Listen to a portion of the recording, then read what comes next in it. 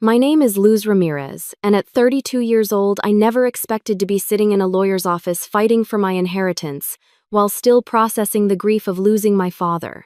The numbness I felt as I stared at my stepmother Veronica across the polished oak table was indescribable. Her red lips curved into a smile that made my stomach turn. For 15 years, she had methodically worked to wedge herself between my father and me, and now, with Dad gone, that smug expression told me she thought she had won. I should have known something was wrong when she stood up, smoothed her designer black dress, and cleared her throat to make her announcement.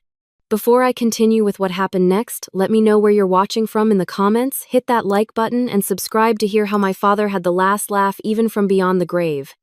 To understand the magnitude of what happened in that lawyer's office, you need to know about my father, Harold Ramirez. Dad built his real estate empire from nothing, starting with a single fixer-upper in a rough neighborhood, and eventually growing to own one of the most successful property development companies in the state. He was brilliant, hardworking, and genuinely cared about creating homes people would love for generations. His success never changed him, though. He still fixed things around the house himself, insisted on mowing our lawn every Sunday, and taught me how to change a tire before I could even drive. My childhood was everything a kid could dream of. Mom Laura was a high school art teacher who filled our home with color and creativity. She balanced Dad's practical nature perfectly. They were that rare couple who still held hands after 20 years of marriage, who still made each other laugh until they cried. Our home was always warm, always full of music and delicious food, and friends stopping by just because they wanted to be around us. When I was 17, everything changed. Mom was diagnosed with aggressive breast cancer, and within 6 months she was gone. It was like someone had sucked all the color and music out of our lives. Dad and I were both drowning in grief, barely keeping each other afloat. I still remember the nights I would hear him crying in their bedroom, and how in the morning he would put on a brave face for me, making sure I ate breakfast before school. Just over a year after Mom died, Dad met Veronica at a charity gala. She was 20 years his junior, breathtakingly beautiful, with long black hair and deep brown eyes that seemed to see right through you. She worked for the charity, organizing donors and events. I will never forget the first time Dad brought her home for dinner. She brought me an expensive bracelet and complimented everything about our house, asking questions about Mom's art on the walls with what seemed like genuine interest. At first, I was happy for Dad. The light had returned to his eyes and he smiled more often. When he announced they were getting married after dating for only 4 months, I swallowed my concerns. It felt too soon, too rushed, but who was I to stand in the way of his happiness? I was heading to college soon anyway, and the thought of him being alone in that big house haunted me. The wedding was small but lavish. I stood beside Dad as his best woman, forcing a smile as Veronica glided down the aisle in a gown that cost more than a semester of my college tuition. Something changed almost immediately after they returned from their honeymoon in Italy. Veronica began redecorating our house, removing Mom's paintings one by one, replacing them with modern impersonal art. When I objected, she smiled tightly and said, "Your father and I want a fresh start, Luz. Surely you can understand that." Dad seemed oblivious to the tension between us at first. He was working more than ever, expanding the business into commercial properties, while Veronica took over management of their social calendar. Sunday dinners became elaborate affairs with Dad's business associates, rather than our close friends. Veronica would showcase her gourmet cooking skills and designer outfits, while I sat awkwardly in clothes that never seemed quite fancy enough. By the time I left for college, Veronica had established herself as the lady of the house. My childhood bedroom was converted into her meditation space within weeks. When I came home for holidays, I stayed in the guest room surrounded by furniture I didn't recognize. Veronica's tactics became more transparent over time. She would forget to tell me about family gatherings until the last minute. "Oh, Luz, didn't I tell you we were having the Wilsons over tonight? Your father was so disappointed you couldn't make it." She would casually mention to Dad how I never called or visited enough, while simultaneously forgetting to pass along my messages to him. Dad sent me money regularly through college and into my early career as a marketing executive. Whenever we spoke on the phone, he seemed distracted, often mentioning he couldn't talk long because Veronica had planned something. Our conversations became shorter, more superficial. The dad who once spent hours helping me with science projects now barely had 15 minutes to catch up on my life. I tried to maintain our connection, sending him updates about my work, flying home whenever I could, despite the increasingly chilly welcome from Veronica. She would make comments about my appearance, my career choices, my lack of a serious relationship, all with a sugary smile that didn't reach her eyes. "Luz, darling. That outfit is so practical. I guess that's appropriate for someone in your position. Or, still single. At your age, I was already married to your father. Some women just aren't meant for marriage, I suppose." Dad would occasionally defend me, but weakly, clearly wanting to avoid conflict. "Veronica means well, sweetheart," he would say when we had rare moments alone. "She just wants the best for you." But I could see the strain in his eyes, the way he changed the subject whenever conversation veered too close to any disagreement between his wife and daughter. As years passed, our relationship became increasingly distant. He missed my college graduation because Veronica had planned a surprise anniversary trip. He forgot my birthday 3 years in a row, then overcompensated with expensive gifts that felt like they were chosen by his assistant. The father who knew every detail of my life, from my favorite ice cream flavor to the names of all my friends, slowly disappeared, replaced by a man who seemed perpetually apologetic and increasingly absent. When I was 28, I landed a job with an international marketing firm that required extensive travel. In some ways, it was a relief. The visits home became even less frequent, reduced to major holidays where Veronica would parade me in front of their friends like evidence of what a wonderful stepmother she was. "We're so close," she would say, arm around my shoulders, fingers digging in just enough to warn me not to contradict her. "Luz is like the daughter I never had." Meanwhile, I built my own life, made my own family of close friends, and tried to accept that the relationship with my father would never be what it once was. I told myself it was normal that adult children drift from their parents, that at least he was happy with Veronica. But deep down, I mourned the loss of the man who had been my hero, my rock, my dad. I was in Tokyo closing a major marketing deal for an international client when I got the call that would change everything. It was 3 in the morning and the unfamiliar number jolted me from sleep. An old family friend, Thomas, was on the line, his voice breaking as he delivered the news no child ever wants to hear. "Luz, I am so sorry to tell you this, but your father passed away last night. Massive heart attack. It was sudden.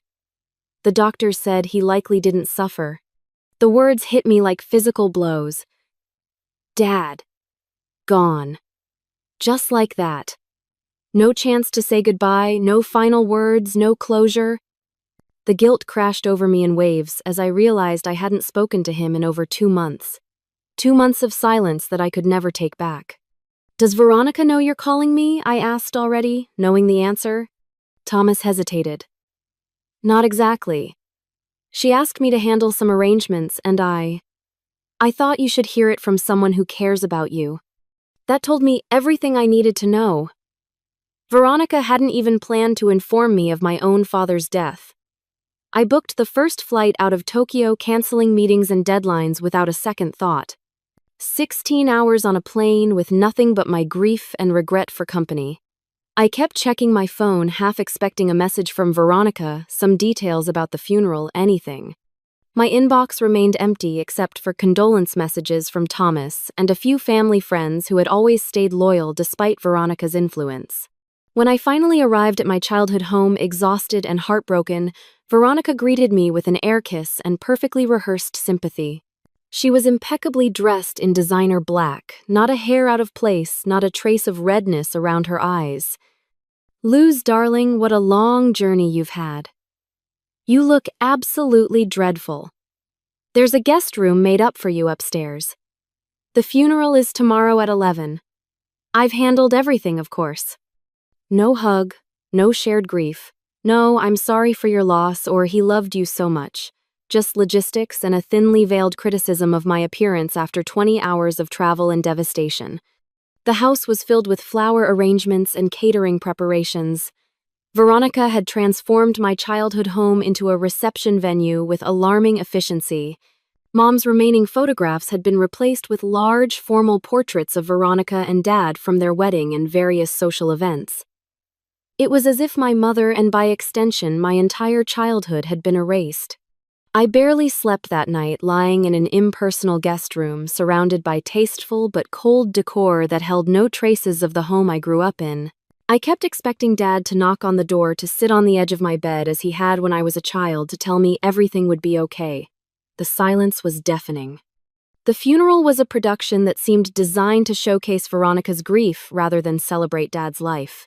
She had selected a massive church Dad had never attended, invited hundreds of business associates he barely knew, and arranged for a string quartet to play music he would have hated. I sat in the front row next to her, feeling like an afterthought in the commemoration of my own father's life. When it came time for eulogies, Veronica spoke first, a tearful performance about their perfect marriage and how she had made his final years the happiest of his life. She didn't mention me once. When it was my turn to speak, I could barely form words through my grief, sharing disjointed memories of the father I had known before Veronica, the man who taught me to ride a bike and build birdhouses and navigate by the stars. I felt her eyes boring into me the entire time, silently judging every word, every tear. After the service, during the reception at the house, I tried to find comfort in reconnecting with old family friends. Many embraced me warmly, sharing stories about Dad that Veronica wouldn't have known.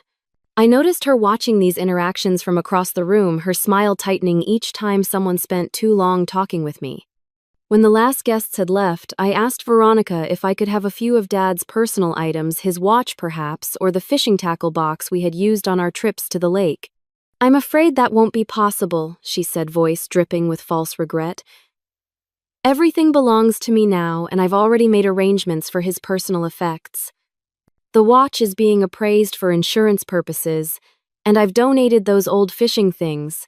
They were just collecting dust." I felt like I had been slapped. She had already disposed of his belongings, erasing more pieces of my father from the world without a thought for what they might mean to me. "You had no right," I said, my voice shaking. "Those things meant something to us, to Dad and me." "I had every right," she snapped, dropping the grieving widow act for a moment. "I was his wife. I made him happy when you were too busy with your career to visit or call. Don't pretend you care about his things when you barely cared about him." Her words cut deep because they played into my worst fears, my deepest guilt. Had I abandoned Dad? Had I given up too easily, in the face of Veronica's manipulations? As I stood there fighting back tears, Thomas approached us. He had been Dad's friend for over 30 years, long before Veronica entered the picture. "Luz, I need to speak with you privately," he said, ignoring Veronica's obvious displeasure. He led me to Dad's study, one room that seemed untouched by Veronica's redecorating frenzy. It still smelled like him, like leather, and the subtle cologne he had worn for as long as I could remember. Thomas closed the door and handed me an envelope. "Your father asked me to give you this if anything ever happened to him. He gave it to me about 6 months ago." My hands trembled as I opened it. Inside was a letter written in Dad's familiar handwriting, slightly shakier than I remembered. "My dearest Luz," it began. "If you're reading this, it means I'm gone, and I never found the courage to say these things to you in person. I've made many mistakes in my life, but none greater than allowing distance to grow between us. Veronica and I, things haven't been what they seemed. I stayed for complicated reasons, but my love for you never wavered even when I failed to show it. Trust Daniel, my love. He has all the information, all the proof. I've prepared everything. Don't give up the fight. Know that I am so proud of the woman you've become, and that I have loved you every second of every day since you came into this world. All my love, Dad." I read the letter 3 times, tears blurring the words. Daniel was Dad's longtime attorney, the man who would be reading the will in a week's time. What fight was Dad talking about? What had he prepared? When I looked up, Thomas was watching me with sad eyes. "Your father changed in the last few years," he said quietly. "He seemed resigned. But these past 6 months, something was different. He was making calls, having secret meetings. I think he was trying to fix something before it was too late. Fix what I asked. Thomas shook his head. I don't know exactly. But he was worried about you, about what would happen to you after he was gone. He didn't trust Veronica. Not at the end. I folded the letter carefully, tucking it into my pocket like the treasure it was. Thank you for giving me this. It means more than you know. As I left the study, I saw Veronica watching from the hallway, eyes narrowed with suspicion. What was that about? She demanded. Just sharing memories, I lied, suddenly understanding that whatever Dad had been planning, Veronica couldn't know about it. Not yet. The week between the funeral and the reading of the will was excruciating. I extended my leave from work and stayed at a hotel nearby, unwilling to accept Veronica's coldly offered guest room for another night. I visited Dad's favorite places, the park where we used to fly kites, the diner where he always ordered the same breakfast for 30 years, the community center where he had volunteered teaching woodworking to kids. Each location held ghosts of happier times, memories that both comforted and devastated me. Veronica made sure I knew exactly what to expect at the will reading. She called daily, her voice syrupy with fake concern. I just want you to be prepared, Luz, she said the night before. We were scheduled to meet with Daniel. Your father left everything to me, of course. The house, the company, all the accounts. He knew I would manage his legacy properly. How do you know what's in the will? I asked, suspicion growing. Harold and I discussed everything, she replied smoothly. We had no secrets. Unlike the relationship he had with you, each conversation was designed to wound, to make me doubt the letter in my possession and the father I thought I knew. I reread his words nightly, clinging to them like a lifeline. Trust Daniel. Don't give up the fight. I had to believe Dad had a plan, that the letter wasn't just the wishful thinking of a guilty father. On the morning of the will reading, I arrived at Daniel's office 20 minutes early, hoping for a chance to speak with him privately before Veronica appeared. The receptionist informed me that Daniel was tied up in another meeting but would be with us shortly. I sat in the waiting room, smoothing my black dress nervously, watching the door. Veronica arrived exactly on time, naturally followed by a small entourage of her family members. I barely knew cousins and a sister who had never bothered to build any relationship with me, but suddenly appeared interested in my father's estate. They clustered around Veronica like ladies in waiting, shooting curious glances my way, whispering behind manicured hands. Luz, darling, Veronica called across the waiting room loud enough for everyone to hear. I was just telling my sister how brave you are showing up today, when we all know how your father felt about your abandonment. Some people might have been too ashamed. Her family members nodded sympathetically, their expressions a practiced blend of pity and judgment. I gripped my purse tighter, feeling ganged up on and isolated. These people knew nothing about my relationship with Dad, yet they had already decided I was the villain in Veronica's carefully constructed narrative. When we were finally ushered into the conference room, Veronica made a show of selecting the chair at the head of the table, arranging her family members around her like a protective barrier. I sat alone on the opposite side, acutely aware of the physical divide that mirrored the emotional one. The conference room was imposing, with dark wood paneling and leather chairs that seemed designed to intimidate. Family photos of the law partners lined the walls, generations of success and stability that made my own fractured family situation feel even more painful by comparison. Daniel is running a bit late, his assistant informed us apologetically. He needed to retrieve some important documents related to Mr. Ramirez's estate.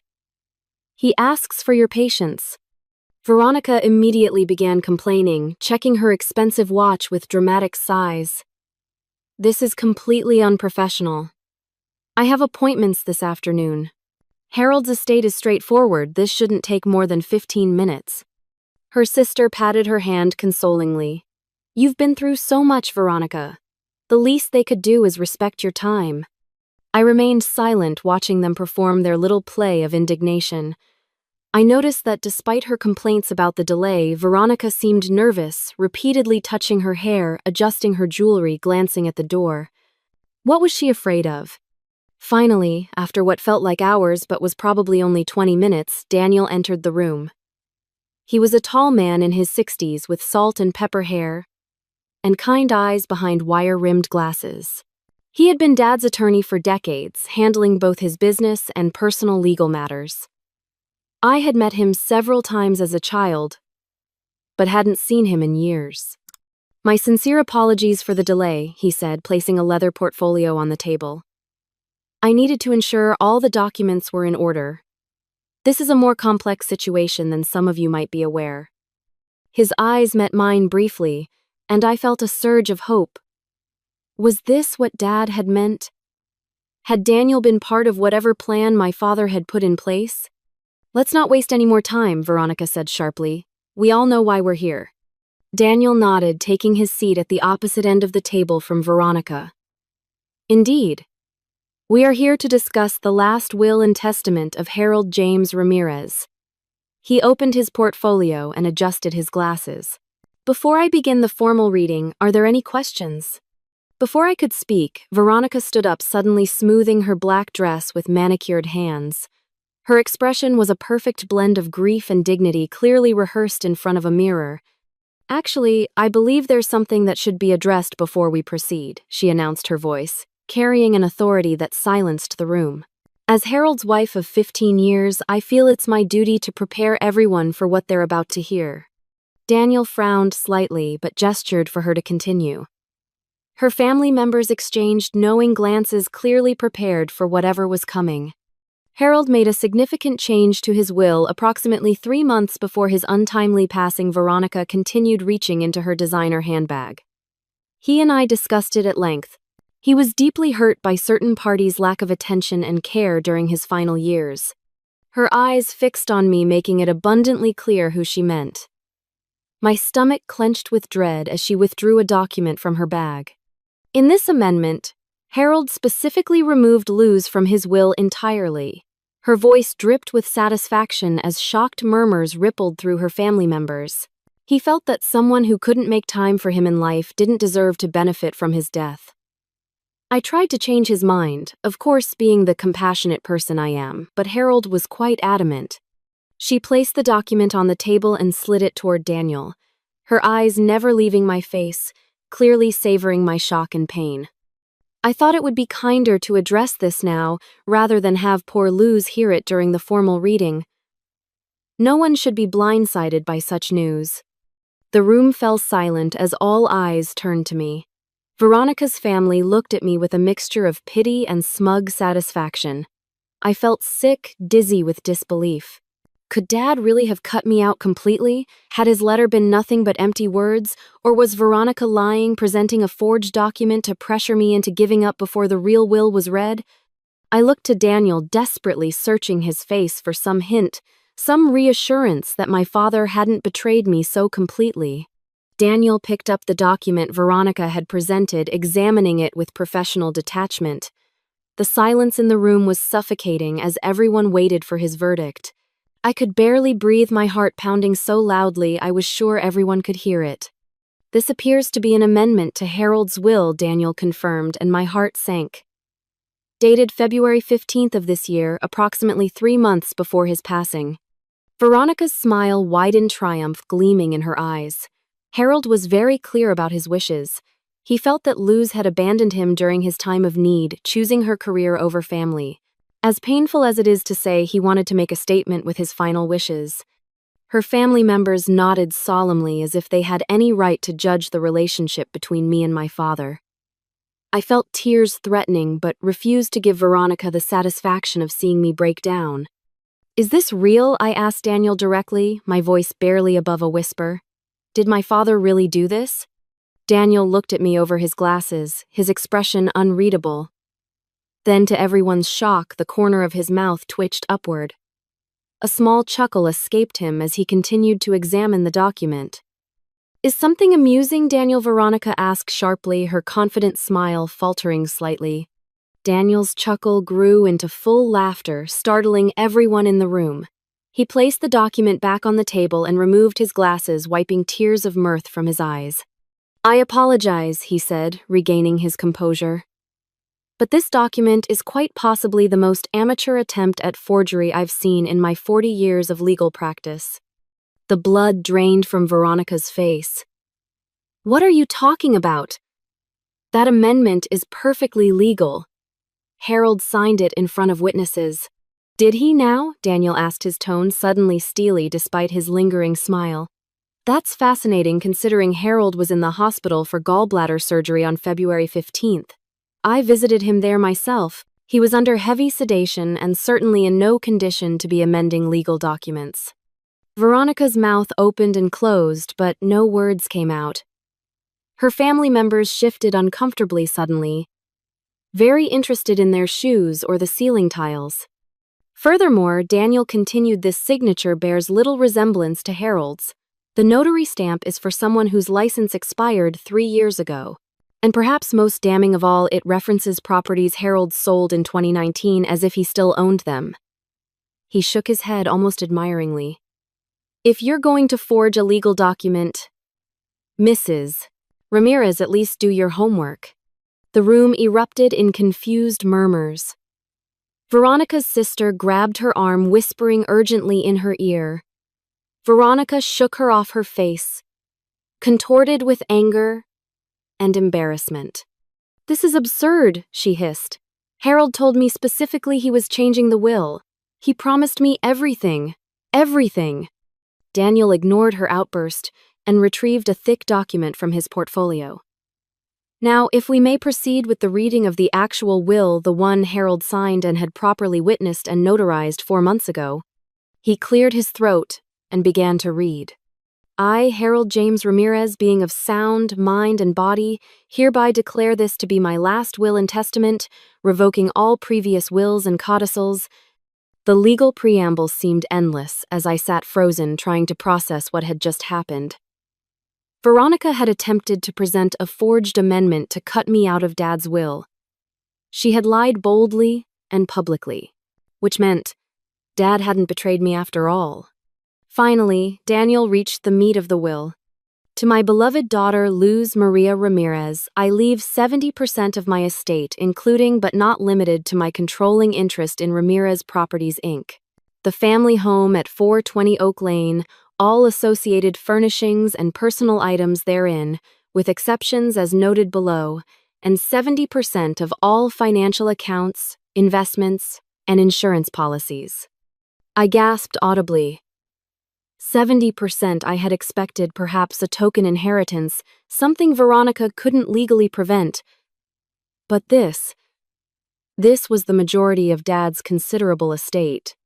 "To my wife, Veronica Elise Ramirez, I leave 30% of my estate, including the vacation property in Palm Springs, her personal vehicle, all jewelry purchased during our marriage, and 30% of financial accounts, investments, insurance policies." Veronica's face had turned an alarming shade of red. "This is impossible," she sputtered. "He would never do this to me. Never." Daniel continued as if she hadn't spoken. "I make these distributions with full knowledge and awareness of events that have transpired in my marriage and family life. For the record, I wish to state that I have come to believe that my wife Veronica married me primarily for financial gain and has systematically attempted to alienate me from my daughter Luz through manipulation, lies, and interference with our communications." The room fell completely silent. Even Veronica seemed stunned into speechlessness.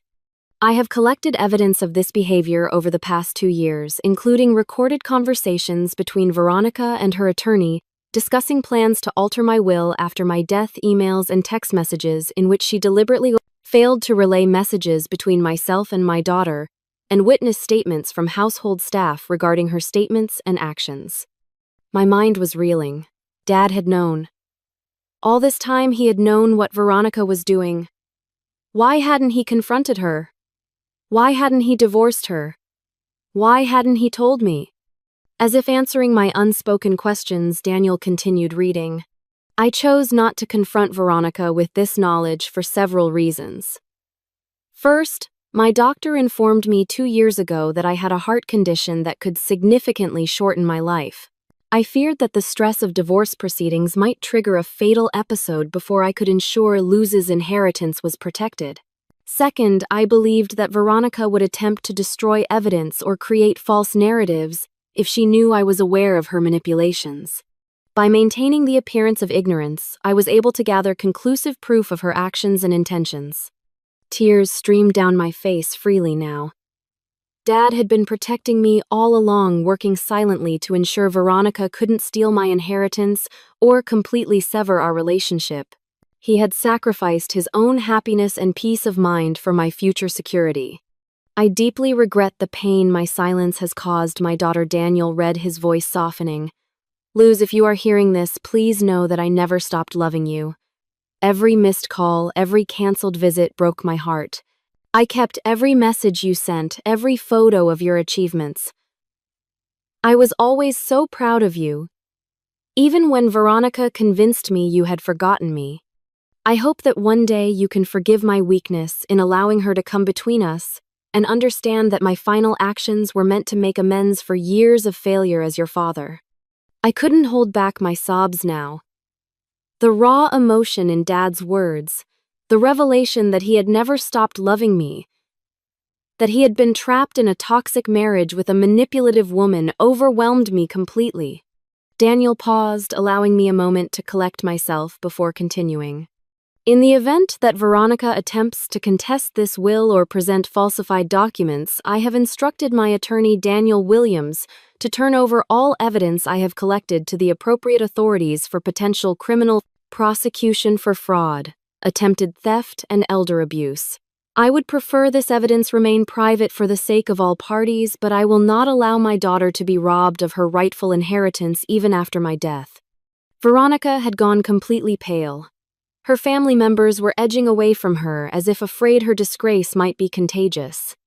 A copy of all evidence has been placed in a secure location known only to Daniel Williams and will be released only if Veronica fails to respect the terms of this will. I hope for everyone's sake that this will not be necessary. Daniel closed the document and looked around the room. That concludes the substantive portions of Harold's will. There are additional specific bequests to charities and friends, which I can address individually with the parties concerned. The silence that followed was deafening. Veronica's carefully constructed world had just collapsed around her. She had spent 15 years manipulating and scheming only to have her husband outmaneuver her from beyond the grave. "This is preposterous," she finally said, her voice shaking with rage. "Harold was not in his right mind when he wrote this. I'll contest it. I'll sue everyone in this room. You have no idea who you're dealing with." Daniel seemed entirely unfazed by her threats. "Mrs. Ramirez, I strongly advise against that course of action. The evidence Harold collected is quite compelling and would be extremely damaging if made public, not to mention the potential criminal charges." "What evidence?" she snapped. "He's bluffing. There is no evidence because I did nothing wrong." Daniel sighed and opened his briefcase again, retrieving a USB drive. "Harold anticipated your reaction. He asked me to play a small sample if you contested the will." He turned to his assistant. "Could you connect this to the display screen, please?" Moments later, Veronica's voice filled the room from the conference room speakers. "Listen, Jeffrey, I don't care what it takes. Once Harold is gone, we need that will to disappear. The real one. I've already prepared a replacement that leaves everything to me. His idiot daughter won't know the difference until it's too late." A male voice responded. "Veronica, what you're suggesting is highly illegal. Document fraud, inheritance theft." "Only if we get caught," Veronica's recorded voice replied with a laugh. "And we won't. Harold trusts me completely. He has no idea I've been intercepting Luz's calls and messages for years. He actually believes she's abandoned him. It's almost too easy." Daniel stopped the recording. Veronica sat frozen, her face a mask of shock and rage. "There are approximately 30 hours of similar recordings," Daniel said quietly, "along with forged emails, text messages you deleted from Harold's phone, and statements from the housekeeper about instructions you gave to tell Luz Her father was not available when she called. Veronica's sister stood up abruptly. "I think we should go," she said, not meeting anyone's eyes. One by one, Veronica's family members followed suit, abandoning her just as quickly as they had rallied around her when they thought she would be wealthy. I sat in stunned silence, trying to process everything I had just learned. My father hadn't abandoned me. He had been a prisoner in his own home, manipulated and isolated by the woman he trusted. And despite everything, he had found a way to protect me and expose the truth. Veronica recovered from her shock quickly, her face hardening into a mask of defiance. "This changes nothing," she spat, gathering her purse and standing. "I lived with Harold for 15 years. I was a devoted wife while his precious daughter was gallivanting around the world building her career. No judge will uphold this vindictive will." "I would advise against that course of action," Mrs. Ramirez Daniel repeated calmly. "I'm sure you would," she sneered. "You're probably getting a percentage of whatever she gets." She turned to me, eyes blazing with hatred. "Enjoy your victory, while it lasts, Luz. By the time my lawyers are finished, you'll be lucky to get a single penny of Harold's money." Something snapped inside me. After years of enduring her subtle jabs and manipulations, after discovering how she had systematically destroyed my relationship with my father, I couldn't stay silent any longer. "Why?" I asked, standing to face her. "Why did you hate me so much? What did I ever do to you except try to accept you for my father's sake?" Veronica laughed, a cold, brittle sound that held no humor. "You really don't get it, do you? From the moment I met Harold, you were the obstacle. Always, my lose this and my lose that. Always comparing me to your precious mother. I was never going to measure up to Saint Laura or her perfect daughter." "That's not true," I said, shocked by her venom. "Dad never compared you to Mom. He wanted to move forward to build something new." "You know nothing," she shouted, composure cracking completely. Every night, he looked at her picture before bed. Every anniversary of her death, he would disappear for hours to visit her grave. Even after 10 years of marriage, I was still competing with a ghost and the living reminder of their perfect love. Her words hit me like physical blows. Dad had maintained that connection to Mom all those years, even while I thought he had moved on completely. He had never forgotten her, never stopped loving her. "So you punished him by cutting him off from me?" I asked, my voice growing stronger. "You isolated a grieving man from his only child out of jealousy." "I gave him a new life," Veronica insisted. "I made him successful, introduced him to the right people, elevated his business beyond what he could have achieved alone. All I asked was to be first in his life, not an eternal second to Laura's memory. When he couldn't give me that, I made sure he paid in other ways." The naked cruelty in her admission stunned everyone in the room. Daniel was carefully taking notes, clearly documenting her statements for potential legal proceedings. "My father loved you," I said, fighting to keep my voice steady. "He chose to stay with you even after he discovered your manipulations. He could have divorced you, exposed you, but he didn't. That has to count for something." "He stayed because he was weak," Veronica snapped. "Too afraid of scandal, too concerned about his heart condition. Not out of love. Or maybe he stayed because despite everything he believed in the commitment he made to you," I suggested. "The man I knew honored his promises even when it cost him dearly." Veronica waved her hand dismissively. "Save your sentimental garbage. This isn't over. I'm calling my lawyer immediately." "Before you do that," I said, suddenly feeling stronger than I had in years, "I'd like to offer you a deal." She paused, suspicion evident in her narrowed eyes. "What kind of deal?" "Walk away with the 30% Dad left you. No contests, no lawsuits, no public scandals. You get to keep your reputation and a significant inheritance. Fighting this will only drain both our resources and air a lot of dirty laundry you probably don't want public." "You think I care about scandal?" she scoffed. "I have nothing to lose." "Don't you?" I asked quietly. "Your social standing? Your friends in high society? The charity boards you sit on, how will they react when they hear recordings of you plotting to defraud your dying husband, when they learn you deliberately kept a father from his daughter, out of jealousy and greed? I could see uncertainty flicker across her face for the first time. Her social status meant everything to her. She had spent 15 years cultivating an image as the perfect wife, the generous philanthropist, the elegant socialite. That image would be shattered forever if Dad's evidence became public. 30% of Harold's estate is still substantial, Daniel added pragmatically. Certainly enough to live very comfortably for the rest of your life. And as Luz points out, without the public humiliation that would certainly result from contesting the will. Veronica's hand tightened on her purse strap as she visibly calculated her options. 40%, she countered. And I keep the house. The will stands as written, I said firmly. 30%. The vacation home in Palm Springs. Your personal belongings. Nothing more. And if I refuse, she challenged. Then I instruct Daniel to release every recording, every email, every piece of evidence to the police, the press, and every social contact in your address book, I replied, surprised by my own steadiness. Dad wanted to protect your dignity by keeping this private. I'm honoring that wish by offering you this chance to walk away. But I won't let you take what rightfully belongs to me or smear my father's memory with false claims about his mental state. Before Veronica could respond, the door to the conference room opened. A tall man in a crisp suit entered, nodding respectfully to Daniel. Perfect timing, Gregory, Daniel said. Luz, this is Gregory Barnes, the private investigator your father hired 2 years ago, when he first became suspicious of Veronica's behavior. Gregory nodded to me.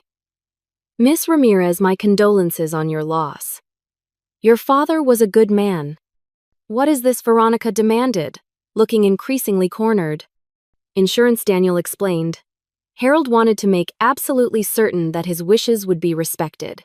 Gregory has compiled a comprehensive report documenting not only your interference in Harold's relationship with Luz, but also some other concerning behaviors. Gregory opened a thin folder. Mrs. Ramirez, would you like me to detail my findings regarding your relationship with Joseph Mercer? The numerous hotel meetings, the joint bank account, the property purchased together in the Cayman Islands. The color drained from Veronica's face. You had me followed. Harold suspected you were unfaithful, Gregory said matter-of-factly. I confirmed his suspicions with substantial evidence. He chose not to confront you for reasons he explained in his will. I felt sick. Not only had Veronica manipulated and isolated my father, but she had betrayed him with another man. All while maintaining the facade of the devoted wife. You have 24 hours to decide, Veronica, I said, gathering my strength. Accept the terms of the will, or face the consequences of full disclosure. Your choice. For the first time since I'd known her, Veronica appeared genuinely defeated. Her carefully constructed world was collapsing around her, and she had no more cards to play. This isn't over, she said, but the threat sounded hollow even to her own ears. She gathered her belongings and stormed out of the conference room, leaving a heavy silence in her wake. Daniel looked at me with newfound respect. Your father would be proud of how you handled that. He worried you might be too kind-hearted to stand up to her if it came to this. I'm not the same naive girl she manipulated all those years, I said, suddenly exhausted as the adrenaline drained away. And I won't let her take the last gift my father wanted to give me, his final effort to make things right between us. As I sat there processing everything that had happened, I realized that while I had lost my father, I had reclaimed the truth of our relationship. He had never stopped loving me. He had never chosen Veronica over me. And in his final act, he had ensured that I would know exactly how much I had meant to him, even when we were apart. The days following the will reading were a whirlwind of emotions and revelations. Daniel provided me with access to all the evidence Dad had collected, and each new piece of information was both vindicating and heartbreaking. I spent hours reading through intercepted emails I had sent to Dad that he never received, listening to phone messages that Veronica had deleted before he could hear them, and examining the meticulous notes Dad had kept documenting his growing suspicions. Why didn't he just divorce her? I asked Daniel, during one of our many meetings to transfer assets and handle legal paperwork.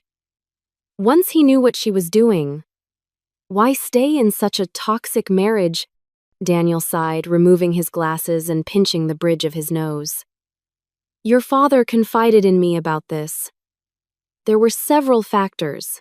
His heart condition was very real, and his doctor had warned that extreme stress could trigger a fatal episode. A contentious divorce from someone as vindictive as Veronica would certainly qualify as extreme stress. He risked his happiness to preserve his health, I murmured, the irony not lost on me. There was more to it, Daniel continued. Harold felt responsible for Veronica in some ways. He told me once that he believed he had rushed into marriage with her while still grieving your mother, that perhaps he had used Veronica as a distraction from his pain. He felt that gave him a certain obligation to her despite her behavior. That sounds like Dad, I said with a sad smile. Always taking responsibility even for others' actions. And finally, Daniel added gently, he was afraid of losing his connection to you completely. Veronica had convinced him for years that you were distant by choice, too busy with your own life to care about him. He feared that if he divorced her and the truth came out about how she had manipulated both of you, you might never forgive him for being so blind, for allowing her to damage your relationship. It was only in the last 2 years, as he gathered evidence, that he began to understand the full extent of her interference. The thought of Dad suffering silently, torn between his health concerns, his misplaced sense of obligation to Veronica, and his fear of losing me forever, was almost unbearable. He had been trapped in a prison of Veronica's making, with walls reinforced by his own sense of duty and fear. Did he suffer, Daniel? I asked, needing to know. In his marriage, was he unhappy all those years? Daniel considered this carefully. Not all the time, I don't think. In the early years before he became suspicious, there were periods of contentment. Harold was skilled at finding joy where he could. But in these last few years, once he began to see Veronica clearly, yes, I believe he suffered greatly. The knowledge that she had systematically destroyed his relationship with you weighed on him enormously. This painful truth settled over me like a physical weight. Dad had endured years of quiet misery, all while meticulously building a case to ensure that Veronica couldn't continue her manipulation after his death. His final act of love had been to protect me from her greed and malice, even when he no longer could. As I went through Dad's personal effects in the house that was now legally mine, I discovered a locked drawer in his study desk. Daniel provided the key, explaining that Dad had given it to him with instructions to pass it to me after the will was settled. Inside were dozens of letters, all addressed to me in Dad's handwriting, spanning the 15 years of his marriage to Veronica. Letters he had written but never sent.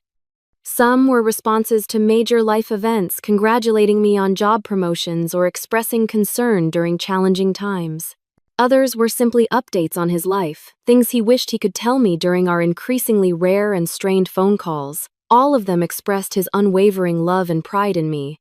One letter, dated shortly after I had moved abroad for work, hit me particularly hard. My dearest Luz, I heard about your international promotion today. Not from you, which breaks my heart, but from Thomas, who saw the announcement in the business section. I wonder if you tried to tell me and somehow I missed your call, or if you've simply given up trying to share your life with me. Either possibility fills me with sadness. I am so incredibly proud of you, my brilliant girl. You've built a career more impressive than I could have imagined, all through your own talent and determination. Your mother would be bursting with pride if she could see you now. I miss you more than words can express. The house feels empty without your visits, without your laughter. I find myself walking past your old room now, Veronica's meditation space, and remembering how you used to sit at the window seat reading for hours. Something isn't right in my life, Luz. I can't quite put my finger on what's changed, but I feel increasingly isolated. Veronica says you're too busy for family now that adult children naturally drift away from their parents. Perhaps she's right. But the father in me refuses to believe we could have lost our bond so completely in such a short time. I will keep this letter with the others. Perhaps someday you'll read them and understand that not a day went by when I didn't think of you, miss you, love you. All my love always, Dad. I sobbed as I read each letter, mourning the years we had lost to Veronica's manipulation, the relationship that had been stolen from us. But alongside the grief was a profound sense of healing. Dad had never stopped loving me. He had never been disappointed in me or felt abandoned by me. The doubts that had plagued me for years were finally laid to rest. 24 hours after the will reading, Daniel received word from Veronica's new attorney. She would accept the terms of the will without contest in exchange for a non-disclosure agreement preventing the public release of any evidence Harold had collected. I agreed immediately. Despite everything she had done, dragging Veronica's sins into the public eye would not bring Dad back or heal our lost years. When I met with her to sign the final paperwork, Veronica was a shadow of her former confident self. She avoided my eyes as we sat across from each other in Daniel's office, signing document after document to formalize our agreement. As she rose to leave, I finally spoke directly to her. I need to understand something, Veronica. Was any of it real? Did you ever love my father at all?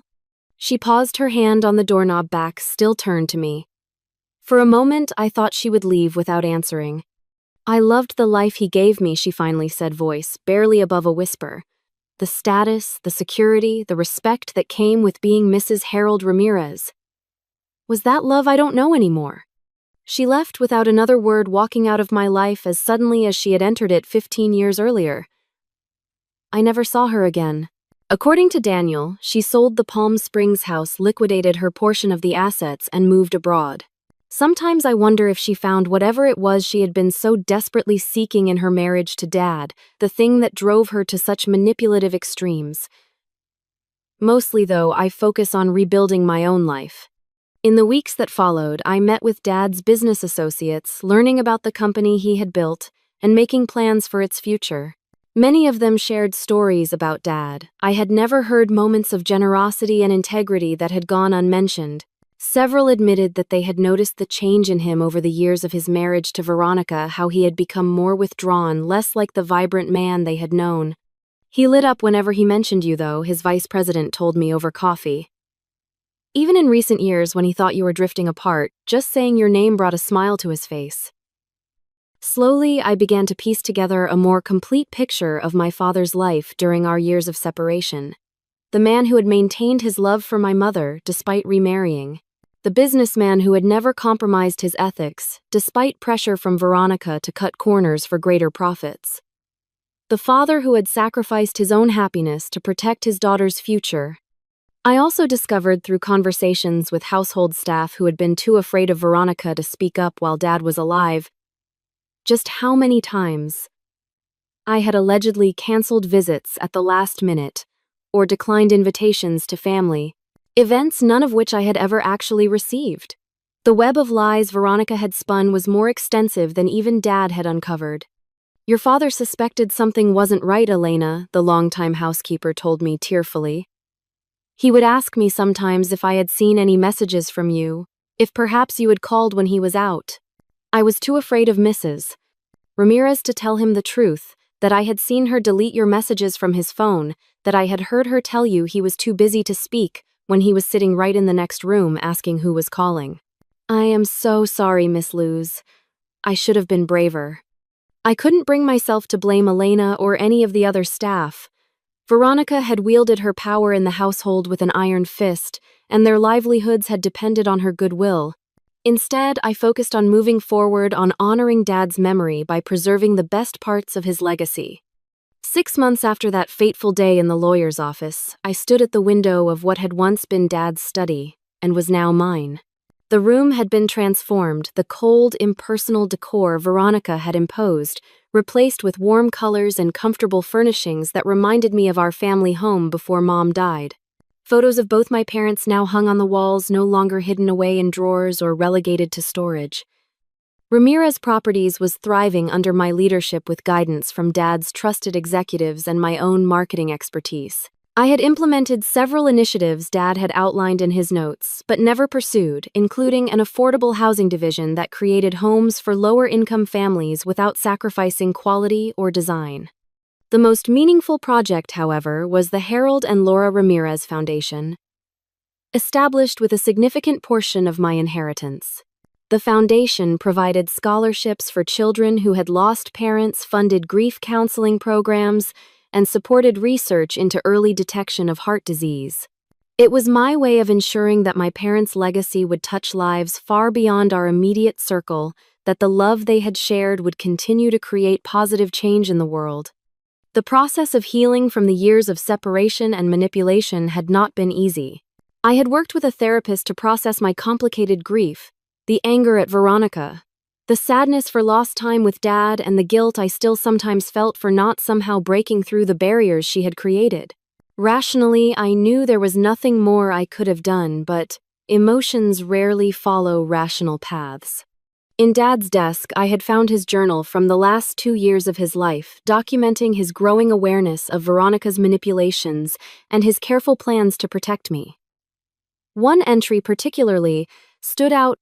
I realize today that I have been a coward. I have allowed fear to dictate my actions, fear of confrontation, fear for my health, fear of lose completely if she knew how badly I had failed her as a father. But there is a different kind of courage than direct confrontation. There is the courage to plan to be patient, to lay groundwork that may not bear fruit until after I'm gone. This is the courage I must find now for Luz's sake.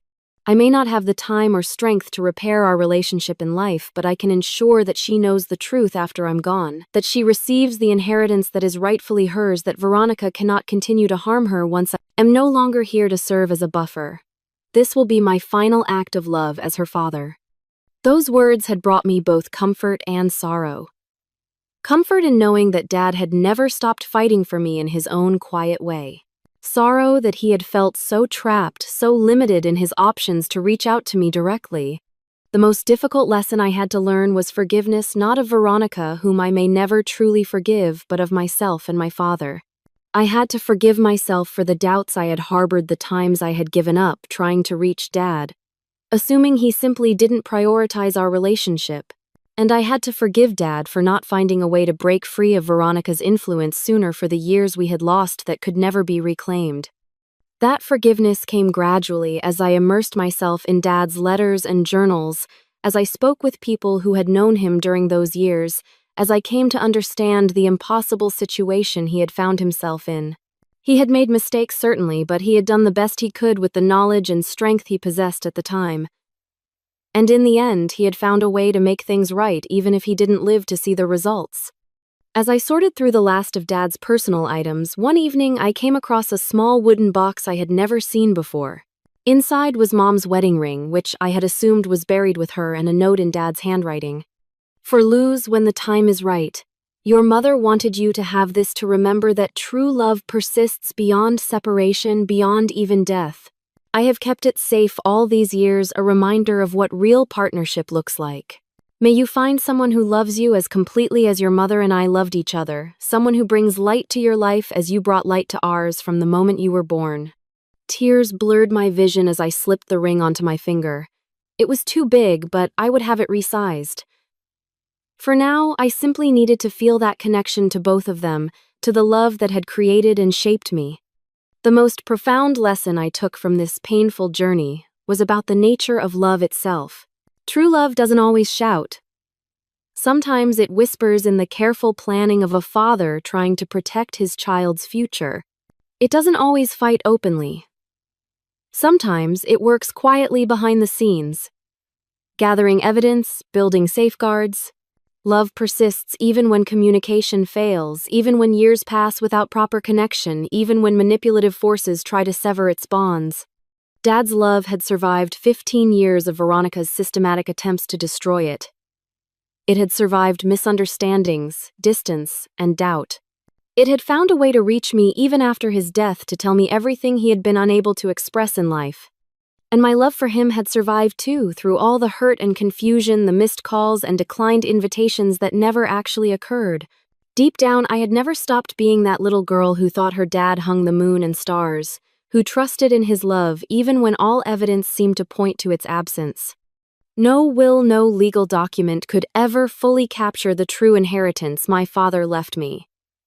The knowledge that I was loved unconditionally, that I was worth fighting for, that no manipulation or deceit could ultimately sever the bond between parent and child if that love was genuine. As I sit here in his study, surrounded by the evidence of both his life and his love, I feel his presence more strongly than I have since he died. Not as a ghost or supernatural visitation, but as the enduring impact of his character on my own, the values he instilled that helped me stand up to Veronica, the strength he nurtured that allows me to carry on his legacy while building my own. No inheritance of money or property could ever match the true gift he gave me. The certainty that I was loved always, even when that love was obscured by the machinations of someone who could never understand its power or depth. Have you ever experienced someone trying to come between you and a loved one? How did you handle it? I'd love to hear your stories in the comments below. And if this story resonated with you, please give it a like and subscribe to hear more tales of family betrayal and ultimate redemption. Share this with someone who might be struggling with family relationships to remind them that sometimes love works in ways we can't immediately see. Thank you for listening to my story, and remember, no manipulator can truly destroy love that's built on a foundation of truth and genuine connection.